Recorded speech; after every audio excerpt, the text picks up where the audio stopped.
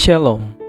Renungan kebenaran firman Tuhan hari ini terambil di dalam kitab Bilangan pasal 5 ayat 5 sampai dengan ayat yang ke-10. Judul renungan hari ini, konsekuensi. Anak-anak kecil memiliki pandangan polos terhadap kata-kata, "Maafkan saya." Itu bukan kesalahan mereka.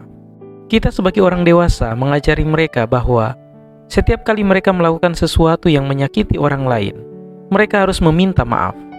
Kemudian kita memberi mereka pelajaran indah lainnya dengan memeluk mereka dan menunjukkan kepada mereka pengampunan yang datang setelah pengakuan. Tuhan peduli dengan hubungan kita. Jika Dia tidak peduli, Dia tidak akan memberi kita begitu banyak hukum yang berhubungan dengan bagaimana kita memperlakukan satu sama lain. Dia tahu hati kita rapuh.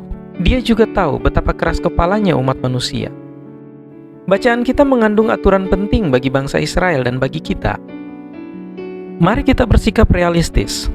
Jika seseorang berbuat dosa dan menyakiti orang lain, maka haruslah ia mengakui dosa yang telah dilakukannya itu, kemudian membayar tebusan sepenuhnya dengan menambah 1/5, lalu menyerahkannya kepada orang terhadap siapa ia bersalah. Ayat yang ke-7.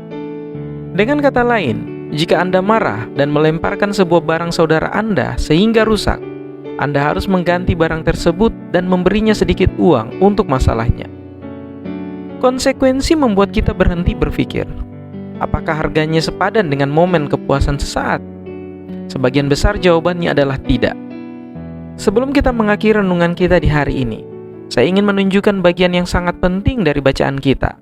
Ayat 6 mengatakan, "Berbicaralah kepada orang Israel apabila seseorang, laki-laki atau perempuan, melakukan sesuatu dosa terhadap sesamanya manusia, dan oleh karena itu berubah setia terhadap Tuhan."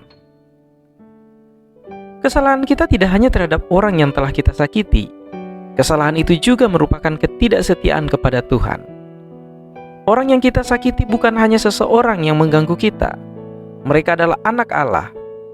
Kita mungkin menganggap mereka menjengkelkan atau bahkan sama sekali tidak menyukai mereka. Tetapi Tuhan bersuka cita atas hidup mereka, seperti Dia bersuka cita atas hidup kita. Ketika kita mengingat hal ini, kita akan menemukan diri kita menolak keinginan kita untuk berkomentar yang menghina atau hal berbahaya apapun yang kita temukan untuk kesempatan itu. Tuhan peduli dengan hubungan kita, karena Tuhan peduli terhadap kita. Itulah sebabnya Dia memberi kita konsekuensi untuk membuat kebenaran itu masuk akal. Kiranya Tuhan Yesus menolong dan memberkati kita semua.